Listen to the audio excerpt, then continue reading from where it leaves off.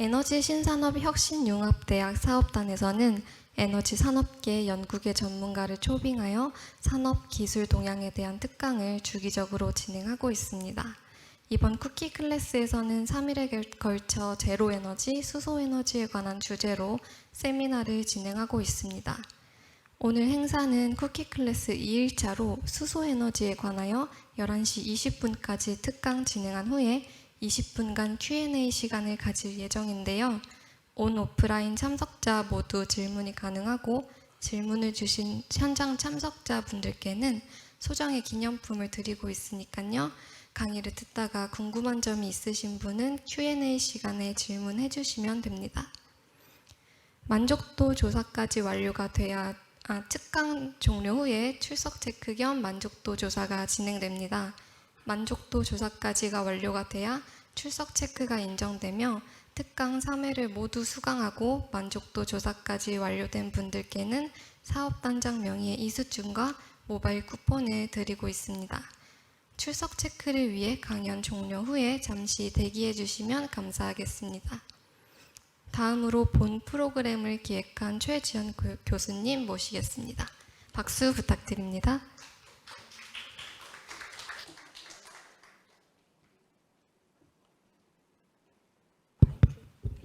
네, 안녕하십니까. 고려대학교 에너지 신산업 혁신융합대학 사업단의 최지연이라고 합니다. 네, 오늘 에너지 분야의 핵심 내용을 학습하는 쿠키 클래스 특강 자리해 주셔서 감사드립니다. 오늘 비 오는 아침 방학인데도 이렇게 걸음해 주셔서 너무 감사드리고요. 오늘 주제는 수소도시의 현재와 미래로 준비가 되어 있습니다. 네, 강의해 주실 강사님 잠시 소개해 드리겠습니다. 오늘 강의를 해 주실 강사님께서는요. 기계공학을 전공하셨고요. 대우전자에서 오랜 경험을 쌓으신 후에 이후에는 연구소에서 연구 경험을 많이 쌓고 또 탁월한 성과를 내고 계십니다. 네, 지금 최근에는 많은 분들이 관심을 갖고 계시는 수소도시 프로젝트에 참여하고 계셔서 외부에서는 좀 찾기 어려운 그런 국내외 동향들을 많이 소개해 드릴 예정입니다. 우리 공학연구원의 강훈 박사님, 강훈 교수님을 뜨거운 박수로 맞아주시기 바랍니다. 네, 반갑습니다. 방금 소개받은 공학연구원의 강훈입니다. 제가 오늘 발표할 내용은 수소도시의 현재와 미래에 대해서 발표드리도록 하겠습니다. 자, 제가 오늘 발표드릴 내용은요. 수소도시란 무엇인가, 그리고 수소도시에 포함되는 기술은 어떤 것들이 있으면 그러한 기술들이 어떻게 진행되고 있나 하는 내용을 먼저 말씀드리고 그 다음에 수소도시 관련된 어떤 실증 사례 그런 위주로 발표를 드리도록 하겠습니다. 자, 다음은요. 이제 수소도시의 정의가 되겠습니다. 여러 나라 여러 기관들에서 수소도시가 무엇이라는 정의를 하고 있는데 일단 저 개인적으로는 포브스지에서 일단 정의하는 것이 가장 적절하지 않나라고 생각이 듭니다. 자, 뭐라고 했냐? 수소도시는 탄소 배출 감축을 위해 도시 경제 및 기반 시설의 수소를 결합한 도시다. 자, 우리가 일반적으로 수소도시라고 하면 수소를 사용하기 때문에 전혀 이산화탄소를 배출하지 않는다라고 생각하고 싶은데 자, 우리가 목표로 하는 것은 그것은 아니다. 우리가 경제활동을 하면서 분명히 이산화탄소를 배출하기는 하지만 또한 지구는 그만큼 흡수를 하는 거죠. 그래서 우리가 원하는 것은 지구가 흡수하는 만큼 이산화탄소를 배출을 하고자 한다. 그것도 쉽지 않다는 거죠. 그렇게 해서 결국은 넷제로, 즉 탄소 중립을 하는 것이 목표가 되는 거죠. 자, 죄송합니다. 자, 수소도시는 여러 가지 형태가 있을 수 있죠. 농업도 있고 산업, 그다음 주거지, 상업 여러 가지 있고 그 안에는 자동차와 같은 모빌리티 분야도 있다는 거죠. 이러한 도시 안에다가 수소를 이용할 수 있는 인프라를 구축한 것이 수소도시인데 자, 그러면 수소를 이용할 수 있는 인프라만 있으면 되는 건 아니죠. 당연히 수소를 어떤 방법으로 생산을 해서 도시에다 공급할 수 있는 그런 기반 기술, 그런 기반 시설들이 수소도시에 접목한 것, 이것을 전체적으로 합쳐가지고 우리가 일반적으로 수소도시다라고 정의를 하게 되겠습니다. 자, 그러면 우리가 왜 수소를 연료로서 사용하느냐? 자, 수소는 잘 아시다시피 여기 있는 원자핵 하나에다가 전자가 하나가 붙어 있는 거예요. 그래서 우리가 일반적으로 주기의 표성은 1번이죠. 그죠? 자, 그래서 사용하는 것은 분명히 아닐 텐데, 자, 옆에 그림을 보시게 되면 우주에 가장 많이 존재하고 있는 원소가 바로 수소다. 일단 많으면 좋죠. 많으면 일단 좋으니까 이유가 될 수도 있을 텐데, 자, 그 다음에는 에너지가 얼마큼 되는지 한번 보죠. 기존에 우리가 여기 있는 메탄, 프로판, 부탄처럼 기존에 화석 에너지 대비해가지고 수소가 가지는 에너지를 딱 보니까 거의 3배 근접할 만큼 큰 에너지를 가지고 있더라. 에너지가 크면 당연히 좋은 거죠. 그렇죠? 이거는 충분히 이유가 될 수 있다. 그 다음에 수소의 특징을 한번 살펴볼게요. 수소의 특징을 한번 살펴보면 수소가 그럼 우리가 사용하는 수소는 어떤 형태로 구성이 되어서 사용하냐? 이 그림을 보시게 되면 어쨌든 원자핵 하나에 전자가 하나가 붙어 있는데 수소는 전자를 하나를 더 받을 수 있는 빈자리가 있다는 거죠. 이 빈자리를 채워야지 안정화가 되는데 그것을 위해서 또 다른 수소하고 서로 전자를 빈자리에다가 공유를 한다. 그렇게 해서 뭐가 생기냐? 수소 분자 H2가 생긴다는 거죠. 이 H2를 우리가 사용하고자 하는 것이죠. 그러면 이 H2 수소라는 것은 기존의 화석연료와는 달리 탄소를 전혀 포함하고 있지 않는 거죠. 즉 이것을 사용하는 것에서 이산화탄소를 전혀 배출하지 않는다. 그래서 정리해 보면 일단은 우주나 지구상에 많이 존재하고 있고 그 가지고 있는 에너지가 크고 또한 사용 과정에서 전혀 탄소를 배출하지 않기 때문에 분명히 사용상의 이점은 존재를 하게 되는 거죠. 자, 그런데 문제가 하나가 있다는 거죠. 뭐냐? 우리가 사용하고자 하는 것은 H2, 수소 기체가 되는 건데 지구상에서는 이 H2 형태로 존재하고 있는 것은 거의 없다. 그럼 어떻게 존재를 하느냐? 보시다시피 탄소 하나에 수소가 4개 붙어서 메탄이 형성되고 질소에 수소 3개가 붙어서 암모니아가 형성되고 그 다음에 산소에 수소 2개가 붙어서 물 형태, H2 형태로 존재가 한다는 거죠. 자, 근데 메탄은 화석연료고 암모니아는 인간이 인위적으로 만드는 물질이 되는 거죠. 하지만 물은 지구상에 많이 존재한다. 자, 물이라는 것은 수소, 특히 수소라는 것은 영어로 하이드로전, 즉 하이드로, 물, 그 다음에 제너레이터 만들다. 물을 만드는 원소라는 것이 바로 수소가 된다는 거죠. 즉 물은 지구상에 많다. 따라서 수소는 지구상에 많이 존재하는 물질이라는 거죠. 하지만 H2 형태로 존재하지 않으니 우리가 수소를 사용할 때 이러한 물로부터 어떻게 수소를 떼어내 가지고 이제 사용을 해야 된다라는 약간의 문제가 발생을 하게 되는 것이죠. 자, 근데 우리가 일반적으로 수소를 생각하게 되면 이게 안전한가에 대한 문제를 많이 이야기를 하잖아요. 그리고 제일 먼저 생각하는 것이 제 같은 경우도 이제 수소 폭탄을 생각하게 되는 거죠. 근데 안심해도 되는 것이 뭐냐면 일반적으로 수소 폭탄을 만들 때 사용하는 수소는 원자핵의 중성자를 포함하고 있는 수소가 된다. 그리고 이 이러한 수소가 또 핵융합을 일으키기 위해서는 높은 온도가 필요한 거죠. 그 높은 온도는 어떻게 만들어지냐? 결국 원자 폭탄에 의해서 만들어진다. 즉 수소 폭탄이 되기 위해서는 이러한 중수소나 그런 것들이 있어야 되고 그 다음에 원자 폭탄을 기폭제로 만들어야 된다. 즉 지구상에서는 인간이 인위적으로 만들지 않는 이상은 이런 현상은 나타나지 않는다는 거죠. 오로지 저기 있는 태양에서만 나타나고 있는 현상이다. 그러면 과연 우리가 사용하고 있는 수소는 또 안정하냐? 자, 여기 보십시오. 수소는 굉장히 가볍기 때문에 비행선에 많이 사용을 했죠. 근데 문제가 하나가 있다. 불이 너무 붙기가 쉽다는 거죠. 그래서 이러한 사고도 많이 생기고 그래서 향후에는 이러한 비행선에 수소를 더 이상 사용하지 않고 불활성가스인 헬륨을 이제 사용하게 된 거죠. 자, 그러면 현재는 어떠냐? 현재도 많은 사고가 발생이 되고 있죠. 자, 강릉에서 이제 수소 탱크 폭발 사고가 있었습니다. 사망자가 발생하는 안타까운 사고가 발생했었고 그 다음에 수소를 사용하는 여러 가지 공장 등에서도 이러한 폭발 사고는 언제든지 발생을 했다는 거죠. 자, 그러면 수소는 어떠한 특성 때문에 이렇게 쉽게 불이 붙고 이렇게 폭발을 일으키냐라는 보기 위해서 이 수소의 한번 성질, 물성을 한번 보도록 하겠습니다. 자, 여기 보시게 되면 수소 밀도를 한번 보죠. 이게 얼마나 가볍냐. 자, 이렇게 예를 들어서 공기는요, 1큐빅미터당 1200g의 무게를 가지고 있어요. 그래서 프로판이나 부탄 같은 것들은 공기보다 무겁죠. 이런 물질은, 이런 기체는 누설이 생기면 바닥으로 가라앉습니다. 즉, 빠르게 확산이 안 된다는 거죠. 그래서 프로판이나 부탄이 좀 위험한 가스에 속하게 되는 거죠. 메탄 한번 보시죠. 메탄은 650이에요. 이것은 누설이 생기게 되면 공기적으로 빠르게 확산될 수 있어요. 수소는 메탄보다 훨씬 더 가볍네요.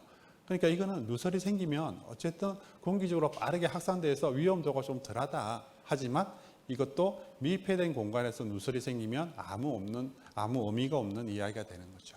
그 다음에 이제 중요한 것이 뭐냐면 점화, 즉 불이 붙기 위해서 필요한 에너지 문제인데요. 여기 보시게 되면 수소 같은 경우는 거의 메탄의 25분의 1 정도의 에너지만 있어도 점화가 발생된다. 쉽게 불이 붙을 수 있다는 겁니다. 그래서 수소 같은 경우에는 이렇게 불이 잘 붙고 폭발할 수 있는 특성을 가지고 있기 때문에 어쨌든 안전에 대한 부분에 대해서는 아무리 신경을 써도 지나치지 않다라고 일단 말씀을 드리고, 이제 수소의 안 좋은 점은 이 정도로 끝내고 앞으로는 가능하면 수소의 희망적인 이야기 위주로 일단 발표를 드리도록 하겠습니다. 자, 그러면 수소 도시의 생태계라고 했을 때 어떤 것들이 있냐? 먼저 수소를 생산해야죠, 그죠? 수소를 생산하고 그 다음에 수소를 수송 또는 저장하고 그 다음에 도시에서 그것을 이용하는 이런 것들이 유기적으로 결합된 것이 바로 수소 도시의 생태계가 되는데요.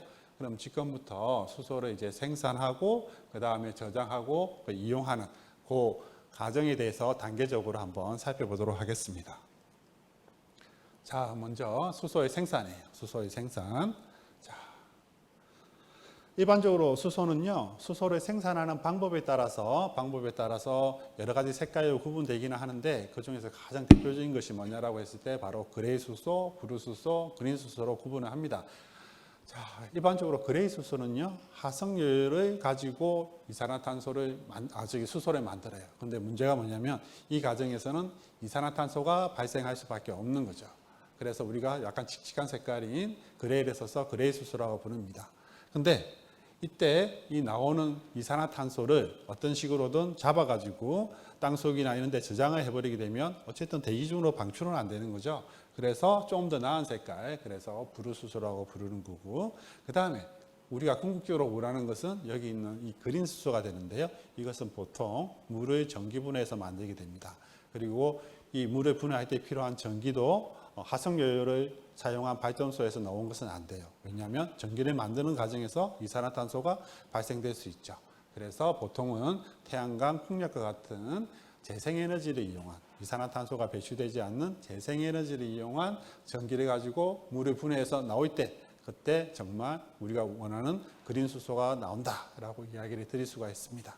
그 다음에 요 밑에 보시게 되면 핑크 수소라고 했죠, 그죠? 핑크 수소. 자, 핑크 수소는 뭐냐면 물을 전기 분해하기는 하는데 그 전기가 어디서 나오냐? 바로 원자력 발전에서 나오는 거죠. 원자력 발전은 어쨌든 이산화탄소가 전혀 배출은 안 돼요. 하지만 그 과정에서 방사능 오염물질이 나오는 그런 문제점이 있죠. 그래서 일단 핑크라는 색깔에 붙여서 이제 핑크 수소라고 일단은 정의를 했습니다. 그러면 이제 본격적으로 이제 어떻게 수소를 우리가 만들어내나 그것을 한번 보도록 할게요. 자, 먼저 물을 전기 분해하는 겁니다. 수전에 여기 보시면 수전에. 이거는 뭐냐면 말 그대로 물을 전기로 분해한다. 뭐로? 수소와 산소로 분해하는 것이죠. 자, 이것을 본격적으로 설명하기 전에 먼저 물이란 무엇인가에 대해서 한번 간단히 한번 살펴볼게요. 물은 말 그대로 산소 하나하고 수소 2개가 결합하는 형태로 만들어지게 됩니다. 자, 산소는 8개의 전자를 가지고 있고 중요한 것은 뭐냐면 여기에는 전자를 받아들일 수 있는 빈자리가 2개가 있어요. 빈자리가 2개가 있습니다. 이 빈자리를 채워야죠. 누구한테서 채우냐? 바로 전자를 하나를 가지고 있는 수소, 원자 2개를 가지고 자기의 빈자리를 채우고 수소의 빈자리를 자기 전자로 채워주게 됩니다. 그래서 우리가 알고 있는 이러한 H2O, 물이 되어버리는 거죠. 자, 그러면 이거 왜 설명했냐? 그러면 우리가 궁극적으로 원하는 건 뭐냐? 이렇게 결합한 H2O에서 이 수소를 떼어내야 되는 거죠. 그러면 누군가가 이 원자한테 내가 전자를 하나 줄 테니 수소랑 헤어져라 라고 이야기를 하면 산소 입장에서는 별 손해보는 건 없죠. 그죠? 그렇게 해서 수소를 떼어낼 수가 있다는 겁니다. 그래서 그 과정을 여기 수전의 장치를 가지고 한번 보도록 하죠. 자, 여기 물이 있어요. 여기 물이 있고 여기 이제 전극이 있어요. 전극은 보통 촉매로서 사용됩니다. 촉매란 뭐냐라고 했을 때 화학 반응을 촉진시키는 물질이에요. 주로 백금이 사용되고 있습니다. 어쨌든 이렇게 전극이 2개가 있고 여기다가 이제 전기를 흘려주는 거죠. 자, 우리가 전기가 뭐냐라고 했을 때 전기는 전자의 흐름을 이야기해요. 전자의 흐름. 그래서 이 음극에는 많은 전자가 있습니다. 전자가 있어요. 그래서 이 전자가 물분자 H2O한테 이야기를 하죠. 특히 이 산소한테 이야기를 합니다. 내가 전자를 줄 테니 수소랑 헤어져라. 근데 물분자는 두 개를 다 버리진 않고 일단 하나만 버립니다. 그래서 수소 원자 하나가 물분자에서 튀어나오게 되는 거죠. 그러면 이렇게 튀어나온 수소 원자는 또 다른 수소 원자하고 결합해가지고 수소 분자 H2가 되는 거죠. 이것이 우리가 궁극적으로 원하는 기체 수소가 되는 것이죠. 이렇게 해서 기체 수소를 얻어내게 됩니다. 그러면 계속해서 전자를 줄 수만은 없잖아요. 그죠? 어딘가는 전자를 받아와야죠. 그것이 바로 이 양극에서 이루어지는 거죠. 이 양극에서 보게 되면 물 분자에서 이제 전자를 뺏어옵니다. 근데 산소에서 안 뺏고 전자가 하나밖에 없는 수소에서 그 전자를 뺏어와요. 그래서 수소는 아예 전자가 하나도 없는 수소 양이온이 돼버리고 산소 원자는 이렇게 튀어나와가지고 또 다른 산소 원자와 결합해가지고 산소 분자가 만들어지게 됩니다. 그래서 어쨌든 이러한 전기라는 힘을 통해서 이 전자의 움직임을 통해서 우리가 물 분자로부터 수소 기체를 만들어내는 과정은 이렇게 이루어진다. 그래서 안에 있는 전해질의 종류에 따라서 여러 가지 형태의 수전의 방식이 있기는 한데 여기서 중요한 건 뭐냐면요. 변환 효율이라고 한번 보시죠. 70% 정도밖에 안 돼요. 그 이야기는 뭐냐면 전기가 100이 들어갔을 때 100이라는 수소가 나오면 가장 좋기는 한데 문제는 뭐냐? 이 과정에서도 손실이 발생을 한다. 그래서 100이라는 전기를 줘도 결국은 70이라는 수소밖에 안 나온다라는 것이죠. 그래서 어쨌든 중요한 것은 이 수전의 과정에서 효율을 높이는 것이 가장 중요하죠. 그래서 이런 부분들에 대해서는 연구가 지금 현재 많이 진행되고 있는 부분이다라고 말씀드릴 수가 있겠습니다. 자, 그러면 앞에서 제가 이야기했을 때 우리가 원하는 것은 전기를 가지고 물을 분해해서 만드는 그린 수소다라고 이야기를 했어요. 그러면 과연 그 전기, 재생에너지를 통해서 만드는 그린 수소가 과연 경제성이 있고 또한 현실적이냐, 그것을 한번 생각해 보도록 하겠습니다. 자, 우리가 일반적으로 재생에너지라고 이야기했을 때 이런 종류가 있는데요. 주로 많이 쓰는 것은 태양 광에너지, 그 다음에 풍력에너지를 많이 사용을 하죠. 자, 그러면 이 표를 한번 봅시다. 재생에너지로 만든 전기값이 과연 어떻게 되느냐, 그걸 한번 봤을 때 원자력 발전으로 만든 거, 그 다음에 재생에너지로 만든 거 비교해 봤을 때 가격이 2배 이상 비싸죠. 그죠? 그 이야기는 뭐냐면 결국 이런 비싼 전기로 수소를 만들면 수소 가격이 높아질 수밖에 없죠.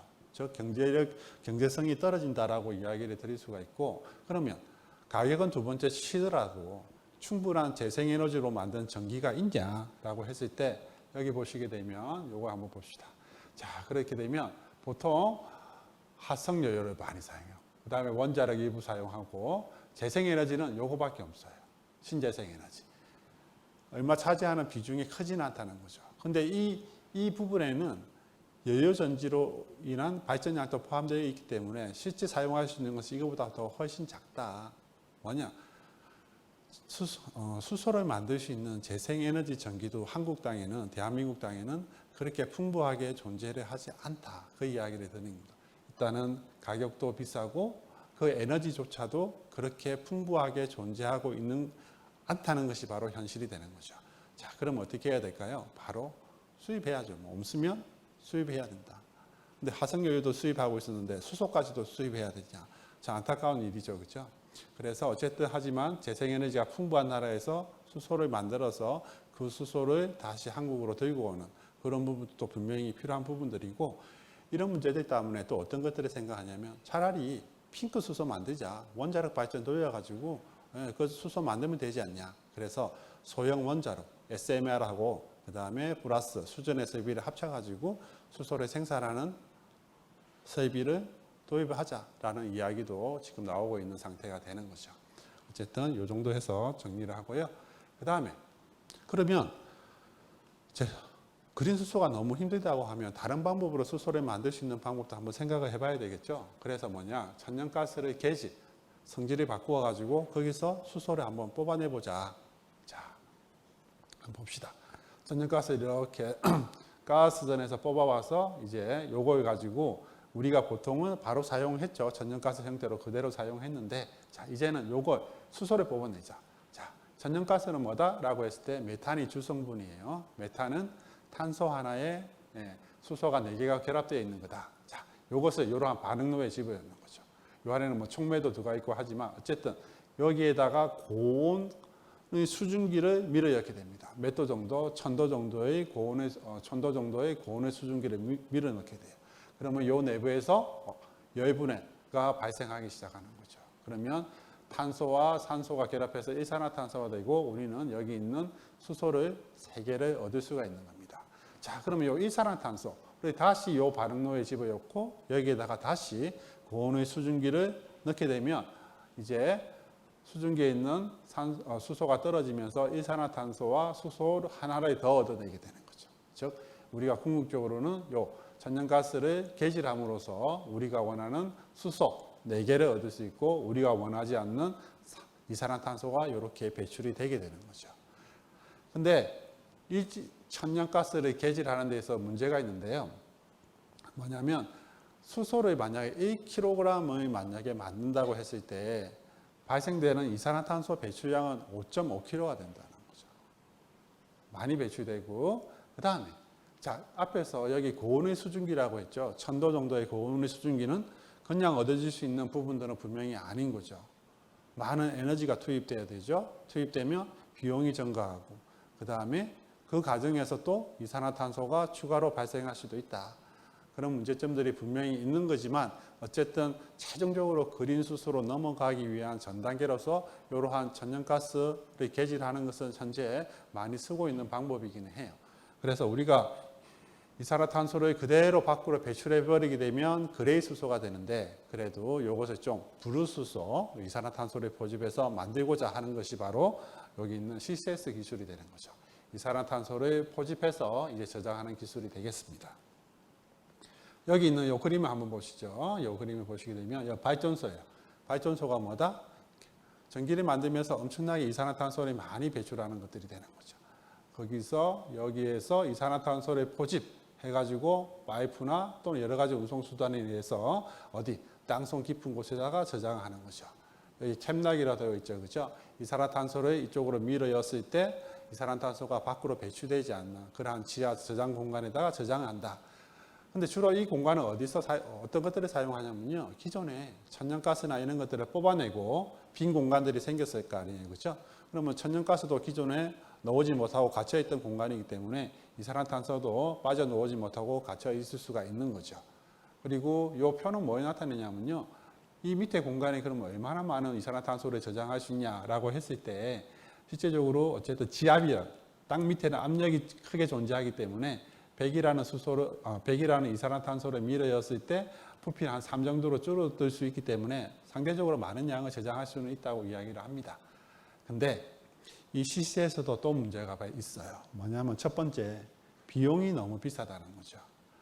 1톤의 이산화탄소를 포집해서 저장하는 데 드는 비용이 500불 정도가 든다. 500달러 정도가 500불 정도가 드는데 우리 탄소 배출권, 어제 아마 특강에서 그 이야기가 나왔을 텐데 탄소 배출권 거래 가격이 1톤에 100불이 안 되는 걸로 알고 있어요. 그 정권이기 때문에 왔다 갔다 하긴 하지만 일단 100불이 안 되는 걸로 알고 있습니다. 그러면 이거 사업하는 사업자 입장에서는 500불을 내고 이산화탄소를 포집해서 저장하느니 그냥 100불을 내고 이산화탄소를 대기 중에서 버리는 게 낫겠다라는 생각도 분명히 할 수가 있는 거죠. 그래서 이 CCS 기술은 아직까지 많이 비싼 기술이다라고 이야기를 드릴 수 있고 그 다음에 땅속에다 이렇게 이산화탄소를 저장했을 때 토양을 산성화시키거나 해양을 산성화시키고 예를 들어서 막 혹시나 지진이라고 발생해서 갑자기 대량의 이산화탄소가 방출되면 말 그대로 그건 재앙이죠. 그죠? 그래서 아직 이 CCS 기술이 환경적인 측면에서 오랜 기간 동안 우리 지구 생태계에 어떤 영향을 미칠 것인가 하는 것들이 완전히 검증된 기술은 아니라는 거죠. 그래서 가격적인 측면, 환경적인 측면에서 아직까지 검증해야 될 내용이 많다라고 이야기를 드릴 수가 있습니다. 그 다음에 이제 수소 생산에서 이제 석탄을 가지고 만드는 것도 있어요. 석탄. 자, 여기 석탄입니다. 석탄이 뭡니까? 말 그대로 탄소와 수소의 꽉 모여 있는 거죠. 그죠? 근데 일반적으로 좋은 석탄은 그대로 사용하는데 석탄 중에서 개의 품질이 안 좋은 가해탄 이런 것들을 가스화설비 탱크에다 집어넣고 거기다가 아주 고온 고압의 1000도씨 정도의 고온 고압의 수증기를 밀어넣게 되면 이것도 마찬가지로 열분해가 발생을 하게 됩니다. 그래서 가스가 나오게 되는데 그 가스에는 일산화탄소, 그 다음에 우리가 원하는 수소, 그 다음에 뭐 항화수소 이런 것들이 나오게 되고요. 그것들을 가스를 정제를 하게 되면 이제 일산화탄소와 이제 수소만이 나오게 되는 거죠. 자, 여기 있는 일산화탄소는 다시 수첨이라고 하는데 이 고온의 수증기예요. 고온의 수증기하고 반응시키면 이산화탄소와 이제 수소가 나오게 됩니다. 그래서 나오는 수소는 우리가 이제 사용하면 되는 것이고 이산화탄소는 이제 CCS 기술을 적용해서 저장을 하든지 아니면 드라이아이스를 만들든지 아니면 EOR이라는 건 뭐냐면 Enhanced Oil Recovery라고 해서 우리 석유를 시추하거나 아니면 세액가스를 시추할 때 고압으로 이산화탄소를 밀어야 가지고 시추하는 방법 중에 하나가 되는 거예요. 하여튼 이런 것들은 다양한 방법으로 저장 또는 활용을 하면 된다라는 것이고 그 다음에 바이오매스를 가스하는 것이 있어요. 이 바이오매스는 다른 게 아니라 우리 왜 폐목재 그런 것들을 똑같이 가스하기에 좋고 고온 고압으로 열분해하게 되면 이렇게 이산화탄소와 그다음 우리가 원하는 수소가 나오게 됩니다. 근데 이 방법은 문제가 뭐냐면 바이오매스가 그렇게 많지는 않다는 거예요. 우리나라만 해도 폐목재가 그렇게 뭐 엄청나게 나오는 건 아니죠, 그죠? 그래서 바이오매스가 그렇게 많지도 않다. 그렇다고 해서 살아있는 나무를 짜여가지고 수소 만들 수는 없죠. 나무는 이산화탄소를 흡수하는 아주 좋은 역할을 하는 거죠. 그래서 근데 이 바이오매스는 이산화탄소 배출은 없는 거래요. 왜? 나무를 가지고 가스화를 시켰을 때 나오는 이산화탄소는 원래 이 나무가 가지고 있는 것이 아니라 다른 것들이 버린 이산화탄소를 흡수해서 자기가 가지고 있었던 거기 때문에 이타는 배출은 없는 것으로 일반적으로 우리가 간주를 하게 됩니다. 어쨌든 이런 석탄이나 바이오매스를 가스화해서 우리가 원하는 수소를 얻어낼 수 있다라고 하고요. 그 다음에 부생가스라는 게 있어요. 부생가스. 부생가스는 뭐냐? 말 그대로 부가적으로 생기는 가스, 바이프로덕트 가스를 이야기합니다. 이것은 어디서 나오냐면 보통 제철소나 그 다음에 화학공장 이런 데서 나오게 됩니다. 자, 우리가 제철소에서 철을 재련할 때 코커스라는 게 필요해요. 코커스는 뭐냐라고 했을 때 말 그대로 탄소 덩어리예요. 탄소 덩어리. 이 코커스를 채광석하고 같이 넣어가지고 우리가 철을 만들어내게 되는데 이 코커스를 만드는 과정에서 코커스로 가스라는 게 나와요. 이 성분들은 뭐냐라고 봤을 때 수소와 메탄이 주 성분입니다. 그러면 이걸 가지고 우리가 수소를 분명히 얻어낼 수가 있네요. 그죠? 그 다음에 화학공장, 우리 수산화 나트륨 요거 만드는 과정에서도 우리가 수소가 나오게 됩니다. 이렇게 해서 부가적으로 생기는 가스를 통해서도 우리가 수소를 얻어낼 수가 있는데 문제는 뭐냐면 그 양이 많지는 않다는 거죠. 왜냐하면 기존의 제철소에도 이런 가스가 나오면 다시 뭐 용광로를 가열하는 데 사용을 했겠죠. 그죠? 그렇기 때문에 그 양 자체가 그렇게 우리가 쓸 만큼 풍부하게 나오는 것은 아니다라는 것이죠. 그 다음에 여기 보시게 되면 물의 고온 열분해 기술인데요. 요거는 이제 현재 연구 단계에 있는 그 기술이 되겠습니다. 자, 요 밑에 거 한번 보시게 되면 요게 태양광 반사판이에요. 그 다음에 여기 소라 타워가 있고 여기다 빛을 한 군데로 모아서 거의 최대 1400도까지 고온의 열을 만들어냅니다. 이 열을 가지고 이제 수소를 분리해내서 생산하게 되는데 이 기술에서 뭐 태양열 지배판, 소라 타워는 기존에도 사용하고 있던 기술들이에요.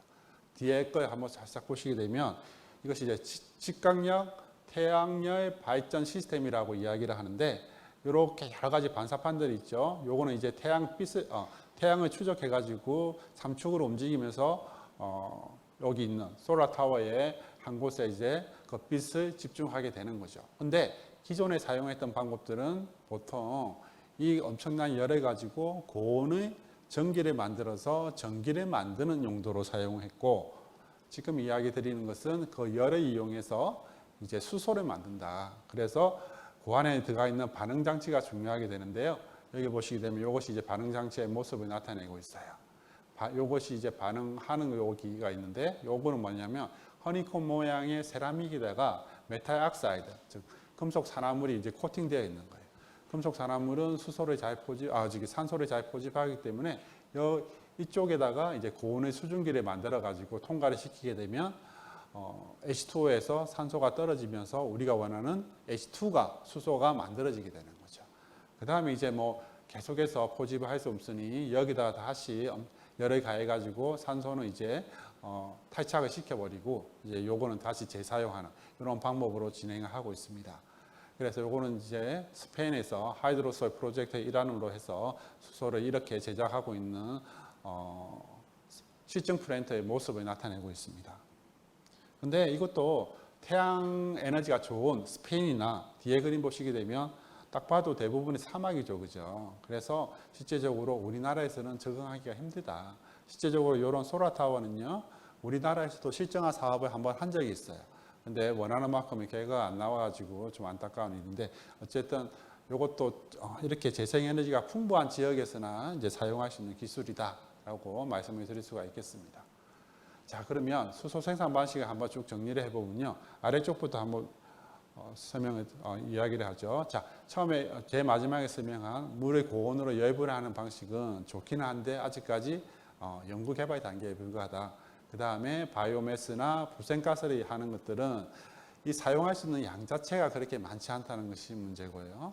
그 다음에 석탄가스나 천연가스는 많은 양을 분명히 생산해낼 수는 있기는 한데 문제는 이산화탄소가 배출된다는 것이 문제다. 그래서 궁극적으로는 이러한 방법을 개성해서 사용할 수는 없고 향후에 일단은 최종적으로 이 그린 수소로 넘어가는 전 단계에서 현재 사용하고 있는 방법이다라고 생각할 수가 있습니다. 그리고 이제 물을 전기 분해하는 수전의 방식은 실제적으로 문제가 이 재생에너지가 그렇게 풍부하지 못하다. 하지만 어떤 식으로도 확보는 분명히 해야 되는 문제죠. 그래서 이것을 극복하기 위해서 원자력을 이용하자라는 이야기도 나오고 있습니다.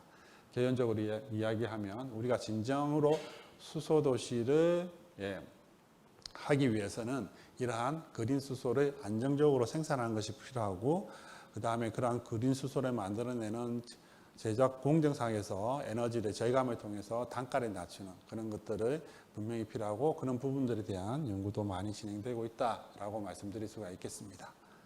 자, 그 다음에 이제 이렇게 수소를 만들었으면 그 수소를 운송도 하고 또 저장도 해야 되겠죠. 그런 방법들이 뭐가 있냐라고 말씀드리기 전에 수소를 저장하고 운송하는 것들은요, 핵심은 하나예요. 어쨌든 나오는 것들은 기체 수소다. 부피가 굉장히 크다는 거죠. 그것을 운송하고 저장하기 편하게 하기 위해서는 부피를 줄여야 되겠죠.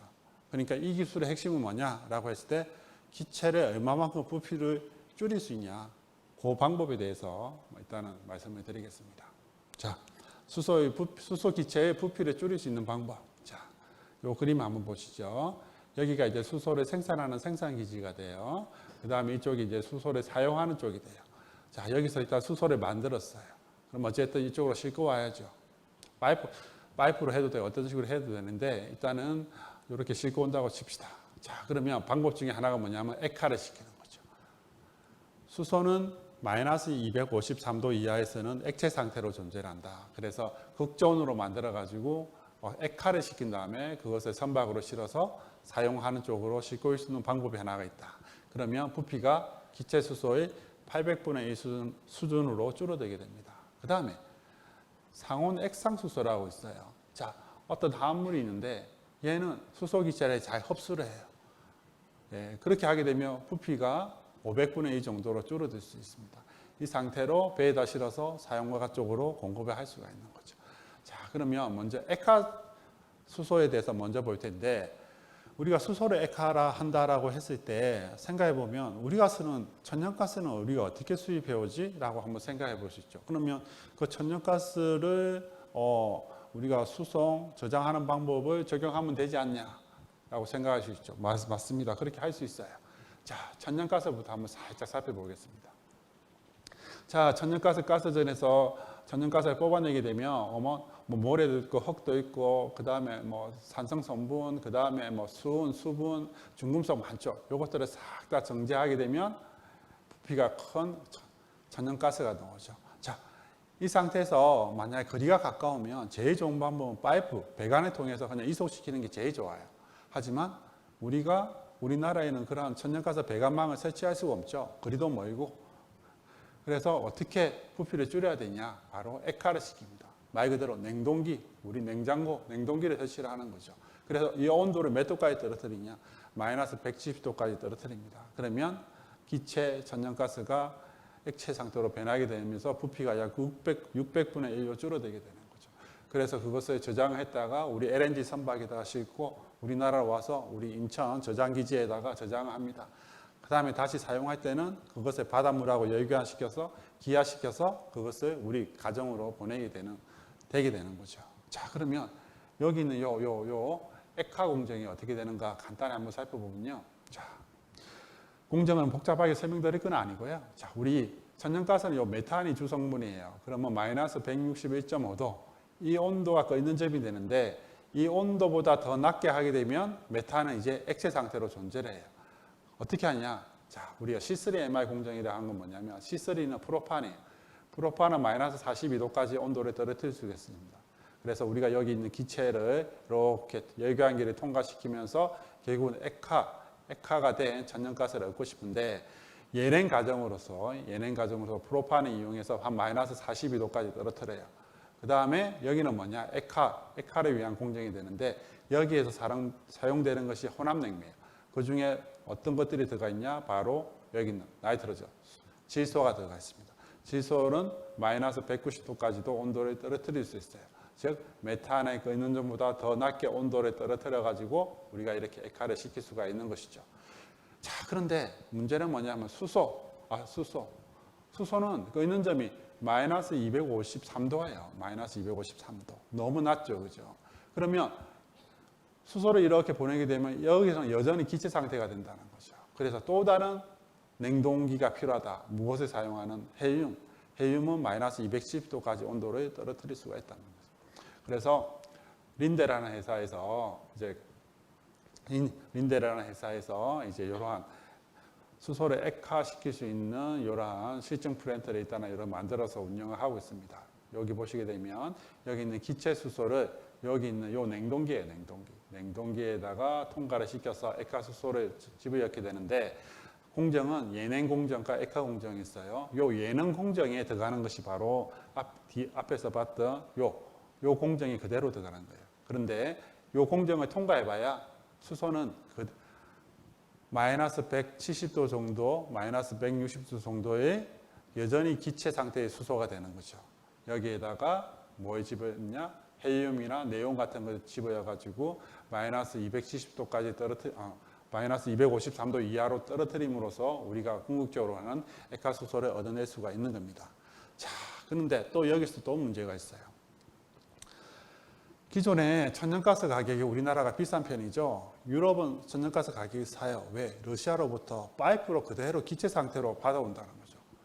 즉, 이 상태에서 그대로 파이프로 보내버리게 되면 좋은데 이 비싼 액화 공정을 써서 실어오고 하기 때문에 천연가스 가격이 비싸질 수밖에 없는 거예요. 자, 그런데 수소는 천연가스가 하는 이 공정에다가 또 다른 공정이 하나 더 들어간다는 거죠. 이 과정에서 당연히 에너지가 들어가게 되고 비용 추가가 들어가게 되고 결국은 수소의 단가를 높이는 원인으로서 작용을 한다는 거죠. 그래서 일단은 안 그래도 비싼데 수소를 만드는 데 비싼데 이런 액화 공정을 통해서도 가격이 상승하는 그런 문제점이 있다. 그래서 좀 더 가격을 떨어뜨릴 수 있는 여러 가지 방법들을 생각을 하고 있는 거죠. 예를 들어서 죄송합니다. 천연가스를 기화를 시킨다 했죠. LNG 냉열을 이용해서 예냉 공정이 활용한다든가 그런 다양한 방법들이 적용하긴 있긴 해요. 어쨌든 그 정도 하고. 그 다음에 액화된 수소를 저장하는 거. 요거는 실제적으로 옛날부터 많이 해왔어요. 액화수소는 지금 아니더라도 많이 사용해왔다. 어디에서? 우주기지에서. 우주 발사체의 추진제로서 액화수소를 사용해왔습니다. 그래서 이 부분에 대한 저장하는 기술은 이미 확보가 되어 있는 기술이다라고 할 수 있고, 물론 만드는데 얼마만큼이 돈이 드냐, 그거는 또 다른 이야기가 되는데요. 하고 있고, 특히 일본 같은 경우도 여기 보시게 되면 호주에서 앞에서 이야기했듯이 석탄, 가이탄을 분해해서 수소를 만들고 액화를 시켜서 배에다 실어서 여기 일본에 있는 코베로 가져와서 저장하는 이런 프로젝트를 진행을 하고 있습니다. 그래서 이러한 수소 저장 탱크를 만들어서 저장하는 거죠. 여러 가지 또 문제가 있긴 한데 그 부분에서는 크게 설명드리진 않고요. 자, 그런데 액화수소는 뭐 저장하면 이렇게 하면 되는데 싣고 오는 것이 문제예요. 싣고 오는 것이. 왜냐하면 기존의 천연가스를 운반하는 LNG선에다가 실을 수 없다. 왜? 얘는 내부 온도가 마이너스 253도, 외교온도가 30도라 하더라도 거의 300도에 근접하는 온도차를 가지고 있다는 거죠. 그래서 특별한 수소를 운반할 수 있는 선박이 필요하다. 그래서 일본에서는 만들었어요. 이름은 스위소 프론티어. 스위소가 일본식 수소 발음. 스위소 프론티어. 그래서 이러한 저장 탱크에다가 실어가지고 호주에서부터 일본까지 실어온 이런 것들을 진행하고 있다는 겁니다. 자, 그 다음에 액상유기 수소 운반체라는 게 있어요. 자, 요거는 뭐냐면, 자, 액상 유기물 중에서 토루엔이라는 물질이 있는데 얘는 수소를 잘 흡수해요. 그래서 MCH라는 물질이 돼버려요. 자, 그러면 예를 들어서 우리가 해외, 예를 들어서 화석연료가 풍부한 브루나이 이런 데서 수소를 만들었어요. 그것을 이러한 토루엔이라는 물질에다가 딱 붙여 흡수를 시켜요. 그래서 이거 배에다 실어와서 예를 들어서 딱 그걸 다시 이러한 토루엔에다가 수소를 분리시키게 되면 우리가 수소를 얻을 수가 있는 거죠. 우리가 그래서 이러한 액체 상태로 수소를 흡수해서 옮기는 물질을 우리 LOHC, 액상유기 수소 운반체라고 부릅니다. 자, 요 방법이 좋은 게 뭐냐면요. 이것을 실어오는 배 자체가 특별하게 다시 만들 필요는 없다는 거죠. 기존에 항물질을 운반하는 선박들이 있잖아요. 케미컬 선박.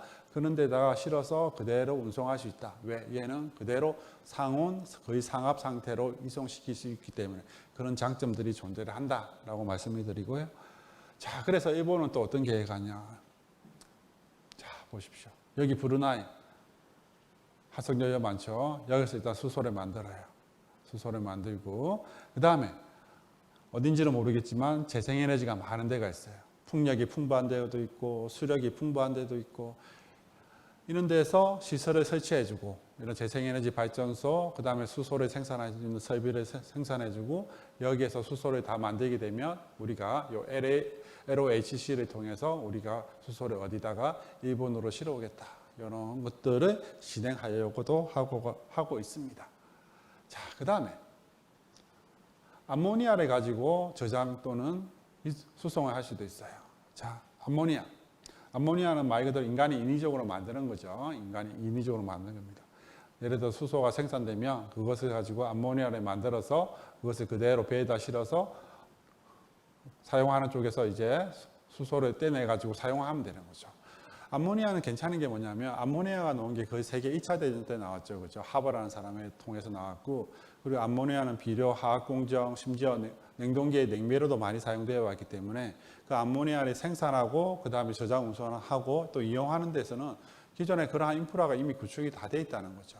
물론 이제 대량으로 생산하고 다시 암모니아에서 수소를 떼어내는 그런 부분들에 대한 연구는 필요하지만 그래서 어쨌든 장점이 있다. 그래서 실제로 암모니아를 바로 연료 전지의 연료로서 사용하고자 하는 연구들도 많이 되고 있어요.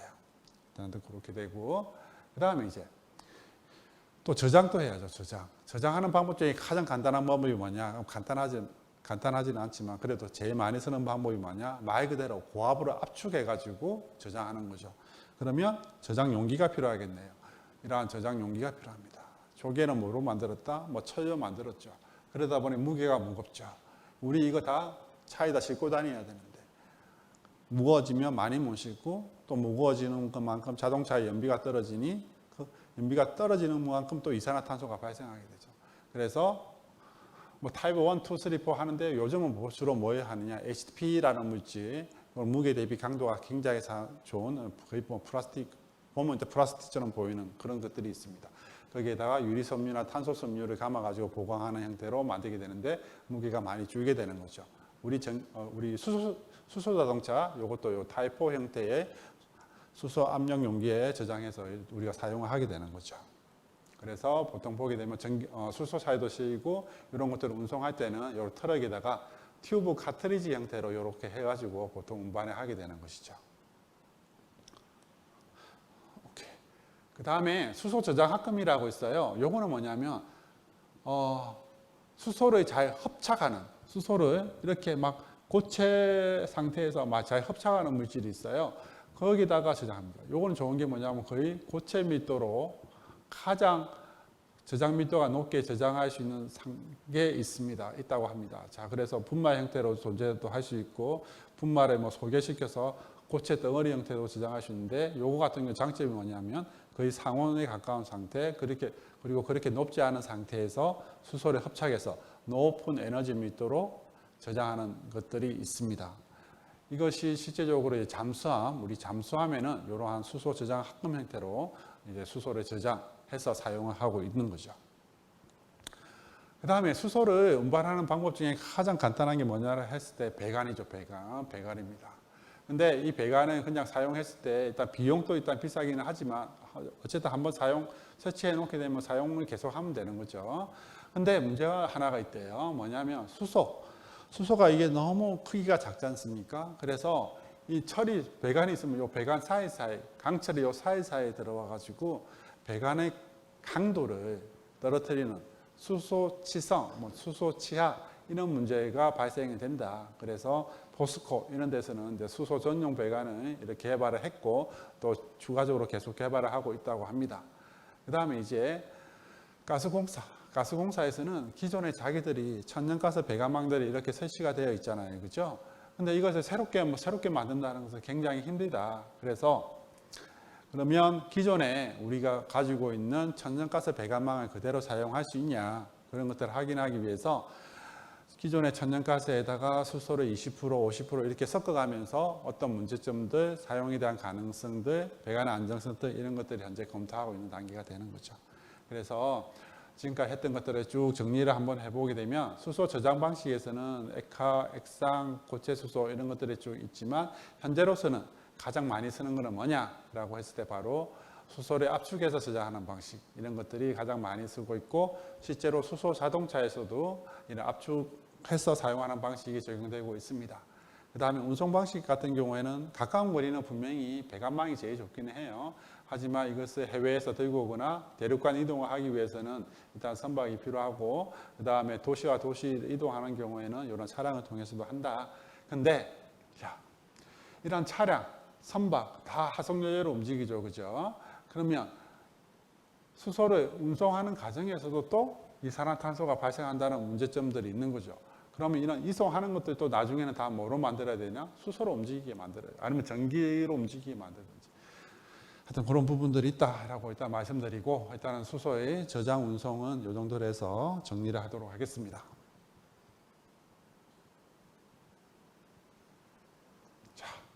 자, 이제는 수소의 이용이 되겠습니다.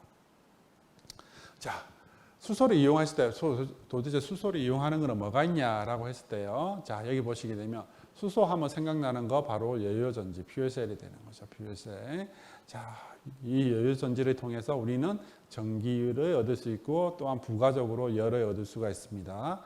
그 다음에 터빈이 있어요. 가스터빈, 수소 가스터빈. 근데 아직까지는 이거는 많이 활성화되지는 못했고 또 100% 수소를 사용하는 가스터빈은 거의 없는 상태고 보통은 수소와 천연가스를 서로 혼합해서 사용하는 가스터빈이다라고 이해를 하시면 되겠습니다. 그래서 대부분은 연료전지다. 그리고 이제 우리 자동차와 같은 또 트럭 이런 부분에도 수소가 사용이 되죠. 하지만이 아니라 이 차량 안에도 뭐가 들어가 있다? 연료전지가 들어있는 거죠. 결국 수소를 이용하는 것이 뭐냐라고 했을 때는 거의 다 연료전지다라고 이해를 하시면 되겠습니다. 그러면 이러한 연료전지가 어떻게 동작하느냐? 연료전지에 대해서는요, 아마 제가 알기로는 저번 특강에서도 연료전지에 대해서 이야기가 특강을 한 걸로 알고 있고요. 그래서 간단히만 한번 살펴보게 되면, 자, 연료전지의 구조를 한번 보죠. 연료전지의 구조. 연료전지는 두 개의 전극이 있어요. 두 개의 전극이 있고 전선으로 연결되어 있고 여기 과정에서 전기가 발생되게 되는 거죠. 자, 물론 이 전극은 화학 반응을 촉진시키기 위한 촉매제로 되어 있는 거죠. 그 다음에 한쪽은 수소가 공급돼요. 그래서 우리가 이거 수소극, 또 한쪽은 산소나 공기가 공급돼요. 그래서 산소극 또는 공기극이라고 이야기를 합니다. 자, 그러면 우리는 과연 수소로부터 무엇을 원하느냐? 수소를 뭐 연소를 시켜서 사용하냐? 그건 아닌 거죠. 수소가 가지고 있는 바로 그 전자를 원하는 거죠. 그 전자를 원한다. 앞에서도 이야기했지만 전기가 무엇이냐라고 했을 때 전기라는 것은 전자의 흐름이다. 전자가 흘러가게 되면 전기가 발생한다. 그래서 수소로부터 전자를 떼어내 가지고 다른 쪽, 즉 여기 있는 양극으로 흘려버리게 되면 우리는 전기가 발생한다. 그래서 수소가 가지고 있는 전자를 여기 있는 전극에서 떼어버리게 되는 거죠. 그래서 수소는 이제는 산소가 하나도 전자가 하나도 없는 수소 이온이 되어버리는 거죠. 그래서 전자가 발생이 되는데 다른 한쪽에서 이제 전자를 받아줘야죠. 그러면 이쪽에서 이제 전자를 버려야 됩니다. 어디에 버리냐? 바로 산소에다 버리는 거죠. 산소는 산소 원자 하나당 전자가 2개가 더 필요하죠. 그래서 그 전자를 산소한테 주면서 산소는 각각 산화이온으로 분리되게 됩니다. 그래서 나오는 것은 뭐냐? 여기서 오는 수소하고 합쳐져 가지고 물 분자만 나온다. 그래서 여유전지라는 것은 수소가 가지고 있는 전자를 이용해서 전기를 발생시키는 것이고 그 과정에서 나오는 것이라고는 물밖에 없는 아주 환경 친화적인 발전 장치다라고 할 수가 있는 거죠. 아래 있는 표를 한번 살짝 보시게 되면요. 이 표를 살짝 보시게 되면 여러 가지 종류가 있어요. 그 중에서 우리가 현재 가장 많이 쓰는 것은 PMFC다. 즉 요것이 이제 자동차에도 사용되는 연료전지가 되는 거죠. 근데 여기 보시게 되면 효율을 한번 보시게 되면 60% 이하다. 60% 이하. 효율이 그렇게 좋지가 않죠. 우리가 전기를 가지고 수소를 만드는데도 30% 손실이 생기고 그 수소를 가지고 다시 전기를 만드는데도 60%의 손실이 생기고 아직 40%의 손실이 생기고 있어요. 그래도 이 연료전지로 쓰는 것이 기존의 뭐 가스 엔진이나 또는 가스 터빈이 쓰는 것보다는 효율이 더 높기는 해요. 왜냐하면 가스 엔진이나 가스 터빈은 수소라는 화학 에너지를 연소시켜서 열 에너지로 만들고 그 열 에너지를 다시 엔진에 도여가지고 도이는 기계적인 에너지로 바꾸고 그 기계적인 에너지가 발전기를 도여가지고 다시 전기적인 에너지를 만드는 거죠. 각 단계가 너무 많다 보니까 손실도 많아지게 되고 그래서 얘는 효율이 30% 40%밖에 안 되는데 그래도 연료전지는 화학적 에너지, 수소의 화학적 에너지를 전기적인 에너지로 바로 바뀌기 때문에 그래도 효율이 60%까지는 끌어올릴 수 있다. 그래서 좀 더 기존의 발전 시스템보다는 효율이 좋다라고 말씀드릴 수가 있는 거죠. 자, 거기에다가 여기 보세요. 작동 온도 이렇게 나와요. 나머지 40%의 손실은 뭐가 되냐? 바로 열 에너지가 되는 거죠. 그러면 전기와 열 에너지를 동시에 사용하게 되면 전체적인 효율은 더 높아질 수가 있겠죠. 그래서 일본에서는 자 봅시다. 에너팜이라는 연료전지를 일단은 보급을 하고 있습니다. 어디에다가 가정에다가 이렇게 설치하는 거죠. 용량은 한 2kW밖에 안 되는 거죠. 그래서 얘는 바로 수소를 사용하는 건 아니에요. 아직까지 수소 배관망이 각 가정이나 이런 데 깔려 있는 데는 실질적으로 없습니다. 기존에는 다 천연가스 배관망 또는 일본 같은 경우는 LPG 배관망이 깔려 있는 거죠.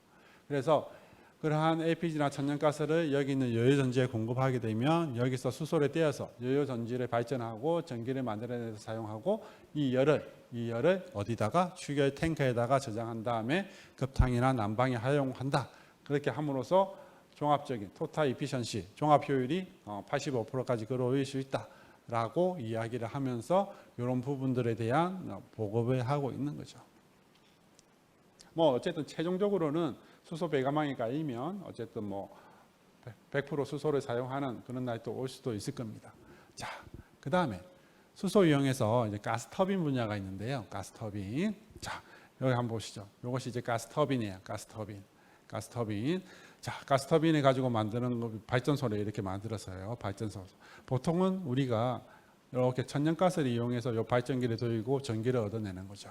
근데 유럽 연합에서는 여기 이제 파워 2X라고 하는데 이 파워는 보통 재생에너지로 만든 전기, 그 다음에 X는 이제 수소가 되는 거죠.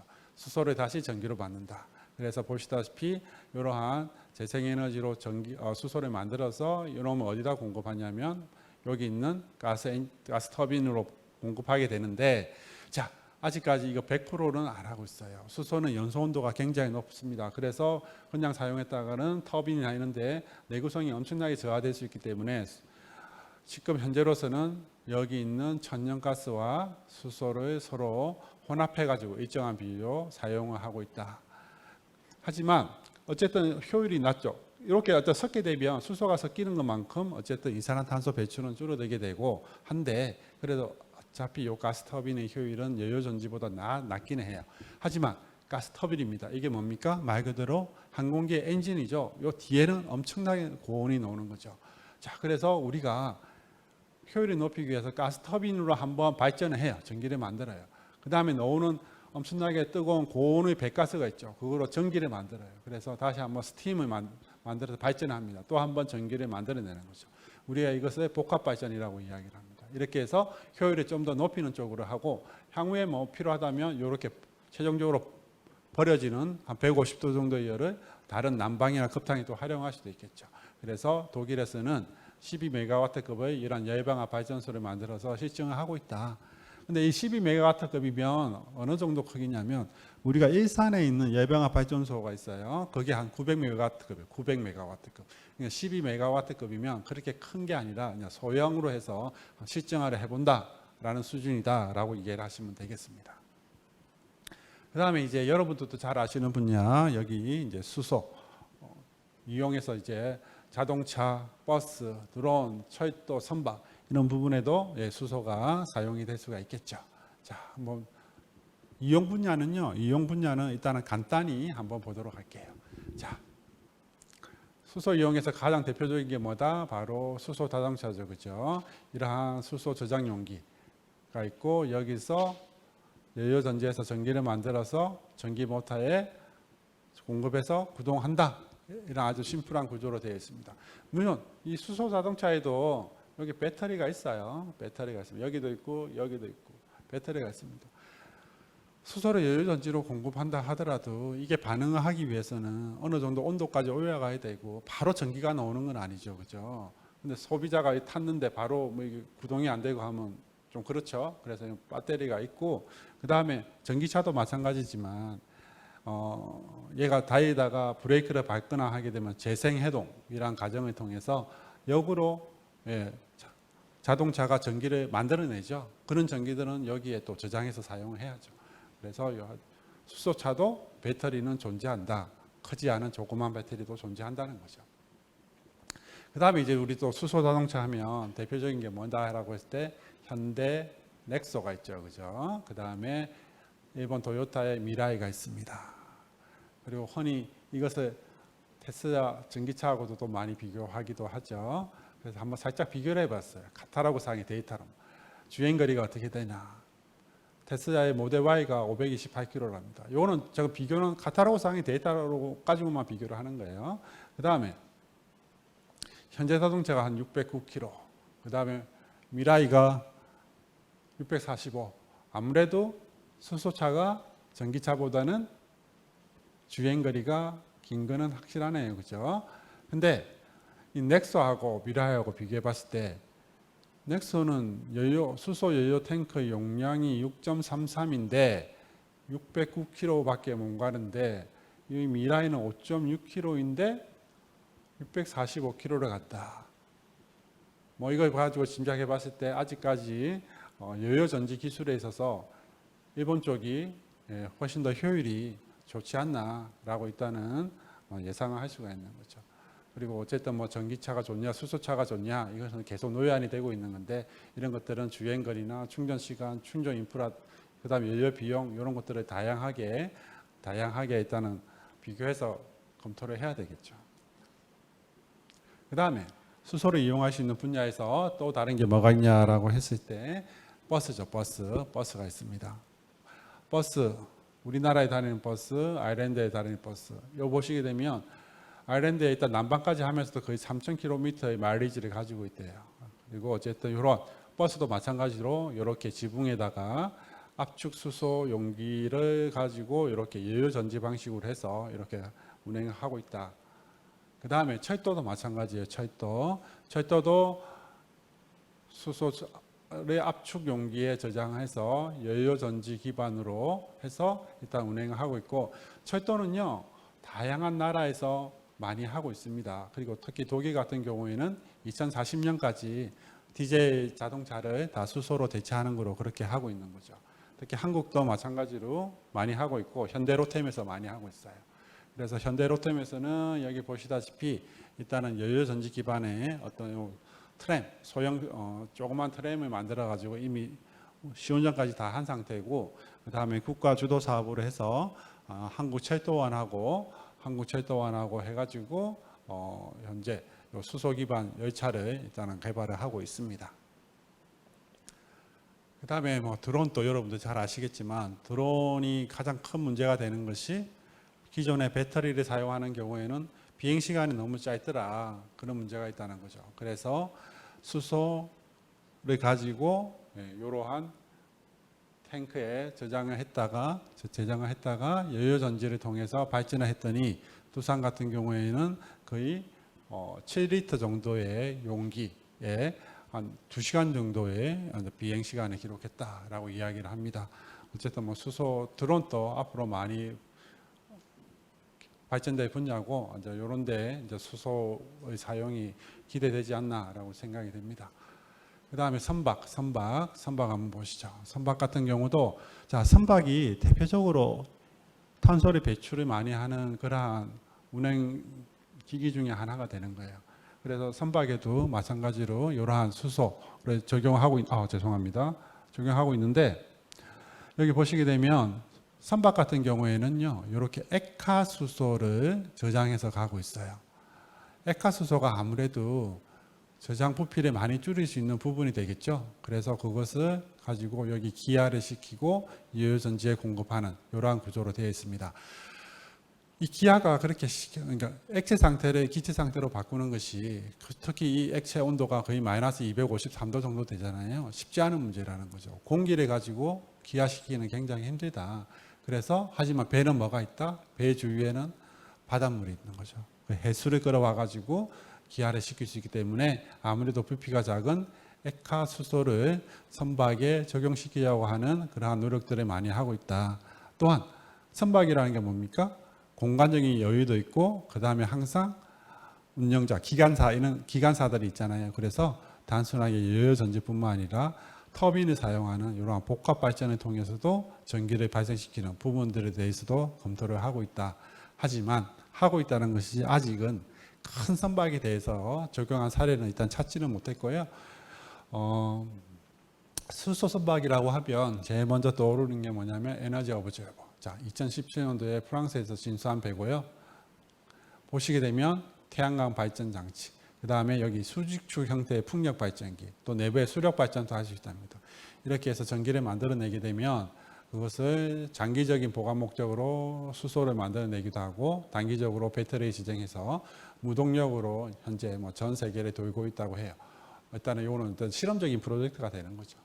그 다음에 우리나라도 이렇게 수소 선박을 만들고, 그 다음에 이렇게 일본에서 만들고 하는데, 보시다시피 다 조그만 것들이죠, 그죠? 조그만 것들이고, 하여튼 아직까지는 큰 선박에 적용된 사례는 보지 못했고, 하지만 물 위에는 분명히 이렇지만 물 밑은 또 이야기가 틀린 거죠. 물 밑은 잠수함이죠. 잠수함은 누가 쓴다? 군사용이죠. 우리나라 도산 안창홈 3,000톤급의 도산 안창홈 함도 수소 여유 전지를 가지고 추진하는 시스템으로 구축이 되어 있고, 그 안에 수소 저장 장치로서 이제 수소 저장 합금을 사용하는 걸로 알고 있습니다. 그래서 이용 분야는 이 정도로 해서 끝내고요. 이제 마지막 수소 도시. 자, 우리가 일반적으로 수소 도시 딱 했을 때 목적은 뭐다라고 하면 말 그대로 에너지잖아. 화석 여유에서 수소, 탈탄소 에너지인 수소 여유를 사용함으로써 탄소 중립을 하겠다라는 것이 목표가 되는 거고요. 하지만 문제가 있다는 거죠. 문제가 뭐냐? 첫 번째, 수소의 각 생태, 각 가정에서 아직까지는 상용화가 상당히 미비한 부분들이 굉장히 많다. 그러다 보니까 각 기기들의 가격이 비싸다. 그 중에서도 수소를 생산하는데 가격이 너무 비싸더라. 그 문제가 첫 번째 있고, 그 다음에 아직까지는 규모의 경제가 너무 안 돼 있다. 규모의 경제가 안 되다 보니까 경제성이 너무 떨어진다는 거죠. 그래서 각국에서는 뭐 어떤 노력들을 하고 있냐라고 했을 때 첫 번째, 어떻게든 수소 생산량을 증가시키는 것이 목적입니다. 그와 함께 어떻게 하면 단가를 좀 떨어뜨릴 수 있냐, 그 부분에 대해서 집중하고 있고, 그 다음에 만들어 놓은 것을 어쨌든 각 사용할 수 있도록 수송 저장을 해줘야 되겠죠. 그 배관망을 설치를 하든 아니면 수소 충전소를 설치하든, 그래서 인프라 구축 사업을 하고 있다는 거죠. 근데 아직까지 경제성이 낮기 때문에 민간 자본이 들어와서 하기는 많이 힘든 부분이 있잖아요. 그죠? 그래서 정부적인 차원, 국가적인 차원에서의 인프라 구축 사업을 하고 있다. 그래서 정리해 보면 수소를 일단은 만들자. 만들고 난 다음에 어떻게 보급할 것이냐. 이 부분에 대부분의 초점이 맞추어져 있다. 그래서 제일 먼저 우리나라하고 가까운 일본을 한번 보도록 하죠. 일본 고베시. 앞에서도 잠깐 설명을 드렸는데요. 일본도 우리나라처럼 화석 연료가 거의 없죠. 그죠? 그 다음에 우리나라가 그렇게 재생에너지가 풍부한 나라가 아니다라고 이야기를 들었고, 일본도 마찬가지로 재생에너지가 그렇게 많은 나라가 아닙니다. 그러다 보니 어떻게? 일본은 수입도 생각을 한다. 그리고 실제로 수입하고 있는 나라가 어디냐? 바로 호주다. 호주에는 뭐가 많다? 호주가 어떤 나라입니까? 땅만 파도 석탄이 나오는 나라죠. 그죠? 거기서 품질이 좀 안 좋은 가이탄을 가지고 액화를 시킨 다음에 그것을 어디다가 배에다 실어서 앞에서 봤던 스위소 프론티어라는 배에 실어가지고 일본 고베시에 요놈을 저장을 하게 되는 거죠. 일단 이렇게 가져오면 일단은 어쨌든 사용할 방법은 여러 가지가 있을 수 있겠죠. 그죠? 없는 상태에서 사용을 이야기한다는 것도 좀 말이 안 되는 거고, 어쨌든 제일 먼저 일본도 어떻게든 수소를 확보하는 것에 초점을 맞추고 있다라고 이야기를 드릴 수 있고, 자, 일단 그렇게 수소를 확보하게 됐을 때 일본이 이제 사용하고자 하는 방법이 뭐냐? 열병합 발전소에 이용하겠다. 자, 여기 한번 보시죠. 여기가 수소를 전용으로 사용하는 가스터빈을 이용해서 열병합을 하는 발전소의 모습이 나타내고 있어요. 이게 1메가와트급 정도로 용량은 크지 않은 가스터빈이 되는데, 어쨌든 여기에서 수소를, 얘는 천연가스하고 수소를 서로 혼합해서 사용하는 것이 아니라 100% 수소를 사용하는 가스터빈으로 개발했어요. 그래서 그걸 가지고 열병합 발전소를 만들어 가지고 전기와 열을 만들어내서 그 다음에는 필요한 곳으로 공급을 하면 되는 거죠. 일단 그렇게 하고 있고요. 그 다음에 일본에 키타큐슈라는 공업도시가 있어요. 공업도시. 자, 이게 1960년도에 키타큐슈 도시의 모습이래요. 엄청나게 오염이 많이 돼 있고, 그래서 이쪽에서는 굉장히 많은 노력을 했다. 환경을 위한 노력을 많이 했고, 지금은 굉장히 많이 좋아진 거죠. 그 방법 중에 하나로서 뭐 했냐? 오래전부터 수소를 도입하고자 하는 그런 노력들을 많이 했다. 자, 여기가 공업도시예요. 제철소도 있고 화학공장도 많이 있고. 그러면 뭐가 나오는 거죠? 바로 부생가스가 여기서부터 나올 수 있다. 그 부생가스를 활용해서 어디다가 충전소나 아니면 각 가정에 연료전지로 공급을 해가지고 사용한다는 거죠. 자, 그런데 앞에서도 이야기를 했지만 이 부생가스라는 게 뭡니까? 양이 그렇게 많지는 않다는 거죠. 양이 그렇게 많지는 않다. 그래서 여기서는 수입하는 것 외에 또 다른 방법이 뭐가 있냐? 그래도 자기들이 바다를 끼고 있는 특성이 있다는 거죠. 바다가 뭡니까? 바람이 많이 불죠. 그래서 해상 풍력 발전소를 저기 바다 먼 곳에다 설치를 하겠다. 그리고 필요하면 육상 풍력도 설치를 하겠다. 이 해상 풍력 발전의 용량이 229메가와트급이에요. 229메가와트급이면 어느 정도냐? 우리나라 소양강 발전댐 있죠? 그게 200메가와트급이에요. 그러니까 굉장히 큰 풍력 발전소가 되는 거죠. 물론 아직 설치했다는 소리는 아니고 설치하겠다는 이야기죠. 그리고 여기 빨간색으로 표시된 것이 이제 태양광 패널을 통한 발전 장치도 포함을 하겠다. 그렇게 해서 일단 전기를 일단 만들어야죠. 그죠? 전기를 만들게 되면 전기는요. 전기를 가지고 수소를 만드는 게 목적이 아니에요. 전기를 가지고 사용할 수 있으면 바로 사용하는 것이 가장 효율이 높아요. 하지만 인력, 남는 전력은 어떻게 수소를 만들어 가지고 그것을 저장해 놓았다가 필요할 때, 언제 바람 안 불고 옴쓸 때 사용하겠다. 그런 계획으로 일단은 진행을 하고 있습니다. 자, 그 다음에 후쿠시마, 여러분들 뭐 후쿠시마는 다 아시는 데잖아요. 그래서 요거는 이미지 메이킹 차원인지는 모르겠지만 어쨌든 후쿠시마에 이번 내도 에너지를 담당하는 정부 부서에서 이러한 후쿠시마 에너지 연구 필드라는 프로젝트를 진행했어요. 이 진행한 내용은 뭐냐면 여기 보시다시피 사진에 보시다시피 이러한 엄청난 태양광 발전 시스템을 구축을 한 거죠. 태양광 패널입니다. 패널을 쭉 설치를 하고 여기다가 수전의 방식으로 이제 수소를 생산해낼 수 있는 그러한 이제 시설을 만들어서 일단은 요거는 이제 약 생산도 하지만 완전 생산 기지라기보다도 여기에 따라서 수소 관련된 연구를 할 수 있는 그러한 이제 시설을 만들어서 일단은 운영을 하고 일단 다 지어 놓은 걸 알고 있습니다. 그래서 운영을 하고 있다라고 보시면 되겠습니다. 그래서 지금 일본을 먼저 정리하고 잠깐 넘어가면요. 어쨌든 일본도 지금 현재 초점은 뭐냐면 어떻게든 자기들이 자체적으로 생산하기 위한 노력도 분명히 하겠지만 그것이 힘든 상황에서는 수입도 해서라도 수소량을 확보를 해서 그것을 일단 이용할 수 있는 그러한 부분에 적용하겠다는 거죠. 어쨌든 생산해서 사용하기 위해서는 생산이 우선적으로 먼저 진행이 되고 있다라고 말씀을 드릴 수가 있고요. 그 다음에 이제 유럽은 유럽 공동체 이익을 위한 중요 프로젝트라고 해서 여기서 하는데 여기서 핵심은 뭐냐면 파워 투 가스 사업이에요. 이 파워라는 것은 재생에너지입니다. 재생에너지를 수소로 바꾼다. 이 재생에너지는 뭐냐면 바로 북해에 있는 풍력 발전이에요. 이 풍력 발전이 실제적으로 해가지고 많이 발전을 하는데 송전망이나 이런 것들이 구축이 굉장히 힘들고 그 다음에 송전 손실도 크하기 때문에 유럽 전역으로 보내기가 굉장히 힘들답니다.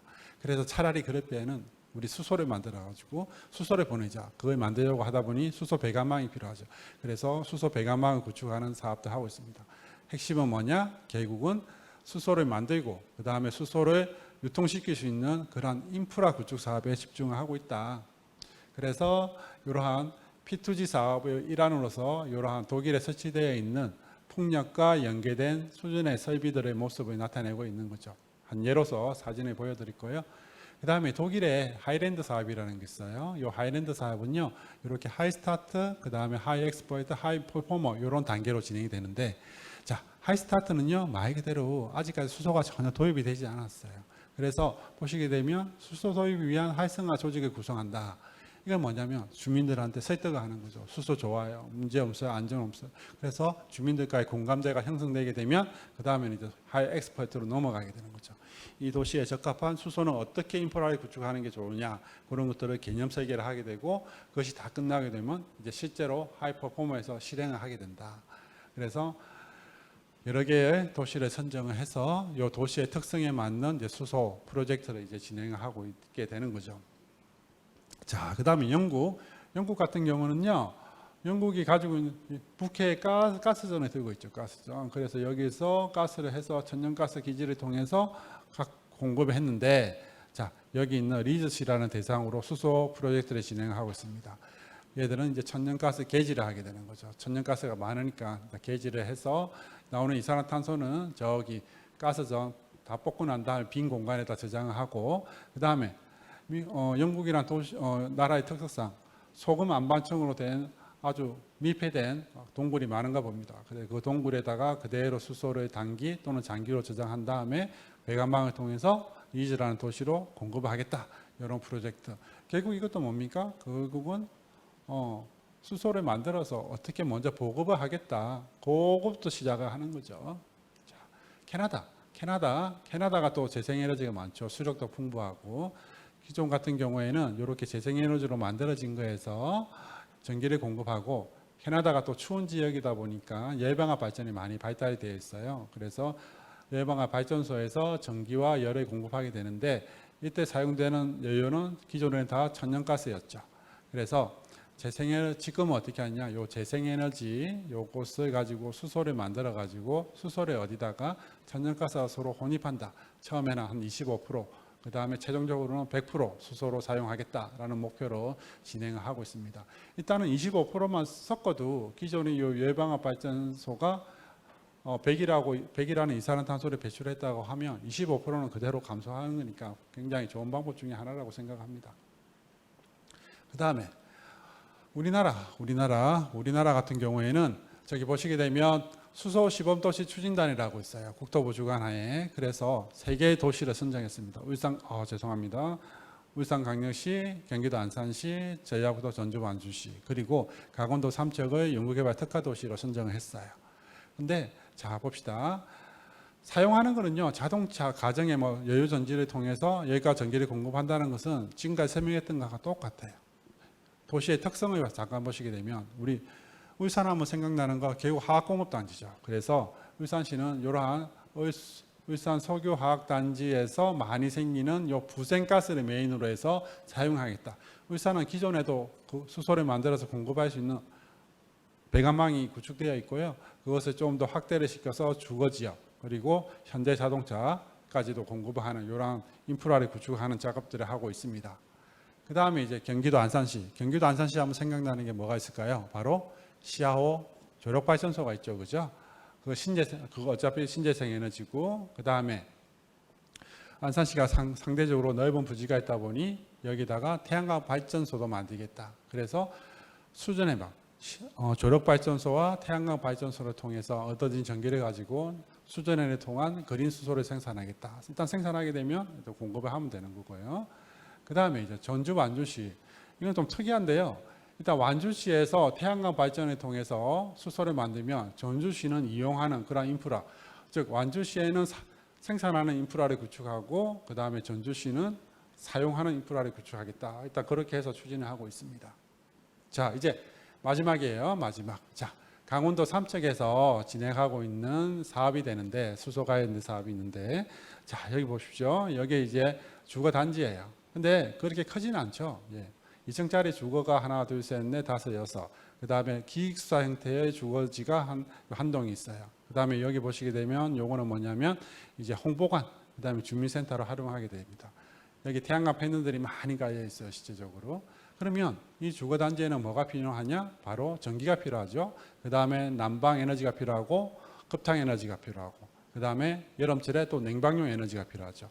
그 다음에 이러한 데 살고 있는데 화석연료 자동차를 몰고 다닐 수는 없죠. 그렇죠? 수소차를 몰고 다녀야 한다. 그러면 뭐가 있어야 된다? 수소 충전소가 필요한 거죠. 그러면 우리는 이 주거단지에다가 전기와 온수와 냉수와 함께 수소를 공급을 해야 되는 거죠. 그것을 하는 역할을 하는 것이 여기 있는 통합과일동이라고 부릅니다. 여기에서 뭘 하느냐면 태양광 패널을 통해서 만들어진 전기로 이제 수소를 생산하고 그 수소를 여유전지에도 보내고 또 충전소에도 보내게 됩니다. 그리고 이 안에는요, 전기를 만들게 되면 ESS가 있어가지고 전기를 저장하게 되고, 그 다음에 이 안에 있는 열 관리 시스템에서는 보시다시피 여러 가지 여기 있는 여유전지도 열이 발생하고, 그 다음에 지열, 태양열 이런 것들 종합적으로 이용해가지고 필요한 열 에너지를 공급하는 시스템으로 구성이 되어 있어요. 그래서 궁극적으로는 일단은 탄소 배출을 일단 제로로 감축을 하는 게 아니라 아예 탄소 배출이 안 되는 거로 일단은 목표로 했고, 그 다음에 외부에서 에너지 도입 없이 일단은 100% 에너지를 생산해서 사용할 수 있는 것을 일단 목표로 해서 지금 만들고 있는 상태예요. 지금 만들고 있는 상태고, 어쨌든 다 만들어지면 실제 사용을 해서 어떻게 결과가 나오는지를 이제 관찰해야 되는 것이죠. 그렇게 해서 하고 이제 마무리를 지으면 어쨌든 전 세계적으로 에너지 전환을 위해서 일단은 많은 노력을 일단 전 세계적으로 하고 있고, 근데 이제 가장 중요한 것은 뭐냐 했을 때 이제 값을 일단 사고 대량으로 생산할 수 있는 그린 수소가 필요한 것이다. 그다음에 그 수소가 생산됐을 때 어떻게 그 유통망을 구축할 것이냐. 그리고 향후에는 어쨌든 그러한 각 기기들에 대한 어떤 상용화를 통해서 가격 경쟁력을 확보하는 것이 제일 중요하고, 어쨌든 현재 단계에서는 규모의 경제가 완전히 확립되기 전이기 때문에 어쨌든 정보적인 차원, 그 다음에 민간적인 차원에서 많은 노력이 필요하다라고 말씀드리면서 이제 본 발표를 마치도록 하겠습니다. 네, 감사합니다. 광양중에서 차량에서 수소 압축 탱크와 배터리가 달려 있다고 말씀해 주셨는데요.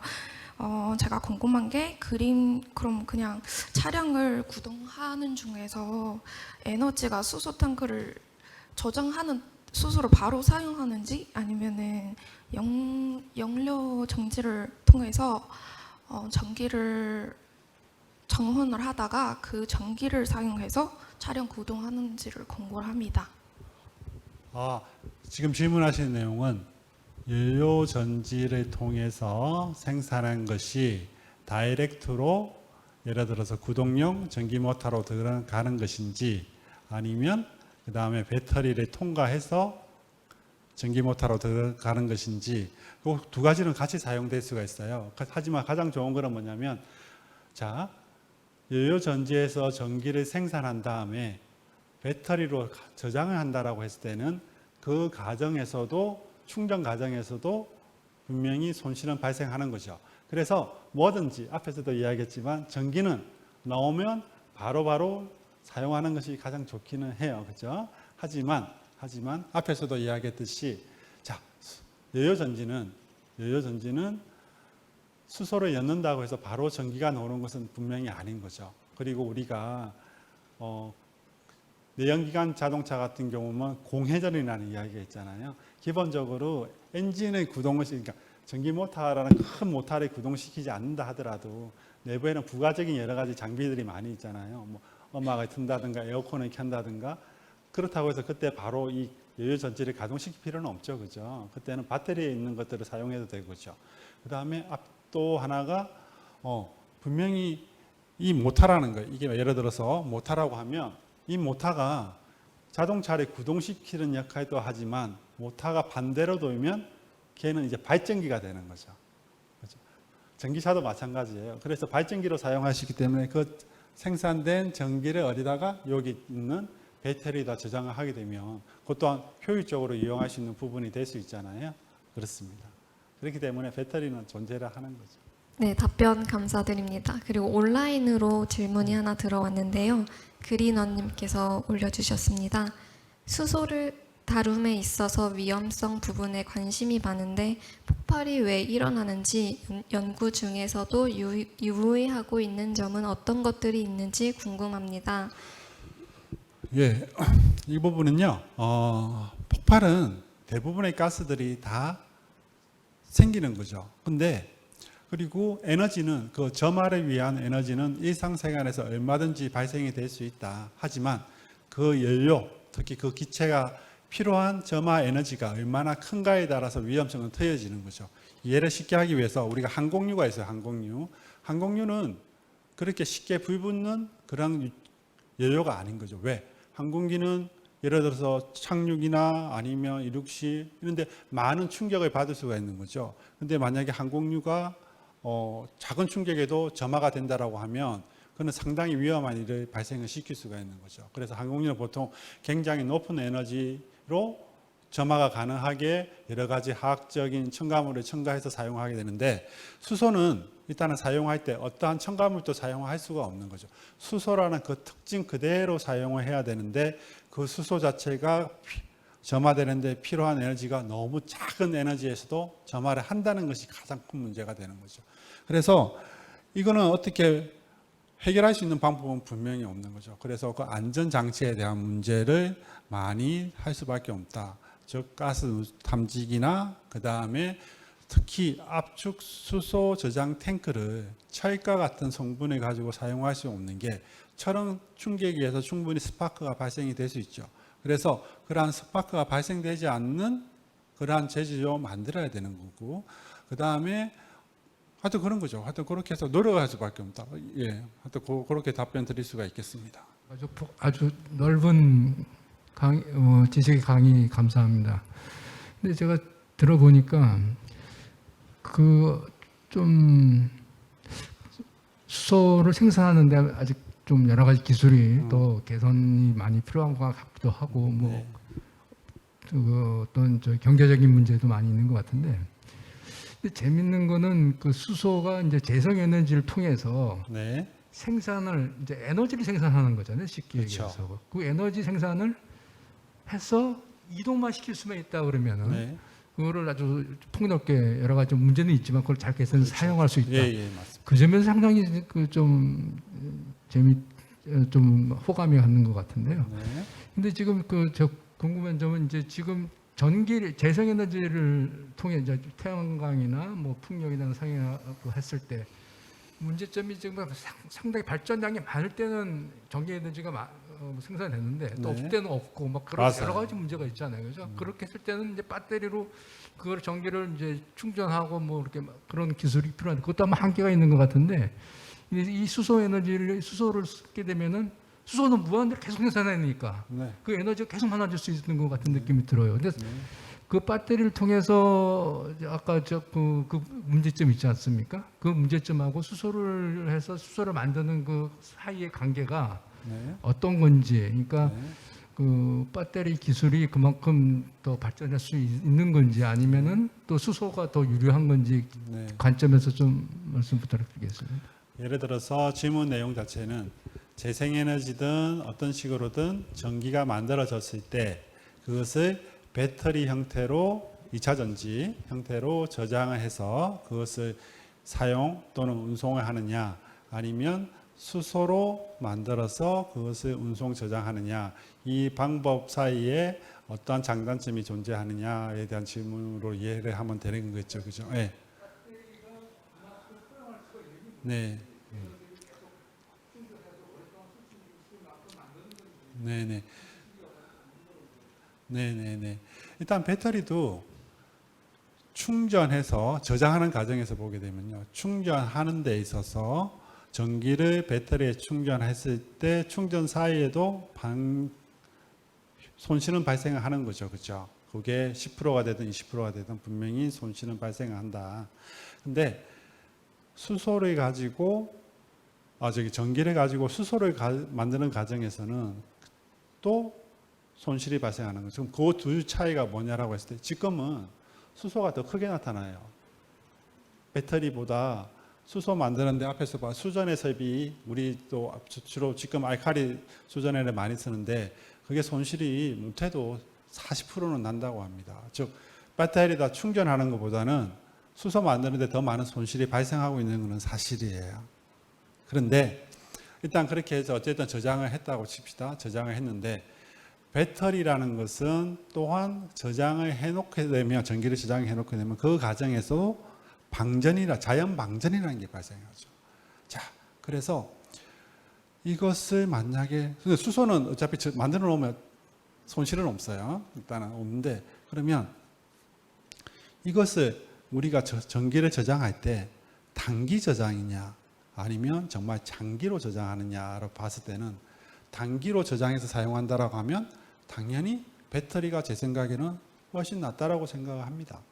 하지만 이것이 장기로 저장한다라고 했을 때는 수소가 더 나은 대책이 될 수가 있다라고 일단 생각을 하고요. 일단 그건 제 개인적인 생각이지만 개인적인 생각이지만 남들도 그렇게 운영을 하기는 해요. 네, 일단 수소를 어떻게 보면 단기적인 저장 매체로 생각은 하진 않아요. 왜냐하면 앞에서도 얘기했지만 전기를 가지고 수소로 만드는데 30-40% 손실 발생되고 수소를 가지고 다시 연료전지를 만드는데 또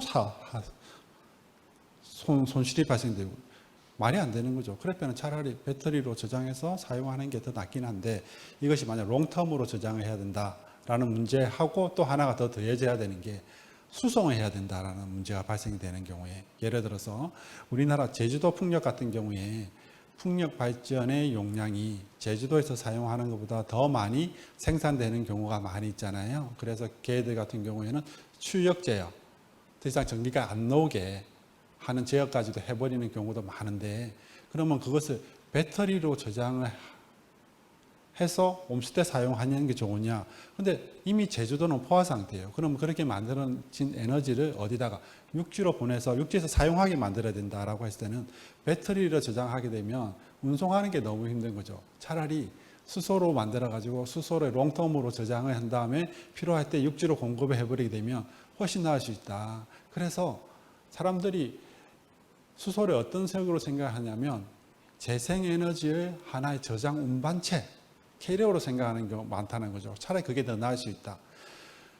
배터리는 단기 사용에 그 지역에서 그대로 사용한다라고 하며 운송을 하지 않고 그대로 사용한다 하면 분명히 배터리가 좋지만 그게 아니라 이것을 생산해서 오래 기간 동안 저장하고 운송한다라고 생각했을 때는 수소가 더 나은 대안이 될 수 있다라고 생각하는 것이 이제 유럽이나 일본에서 일단 그렇게 진행하고 있는 부분들이 되는 거죠.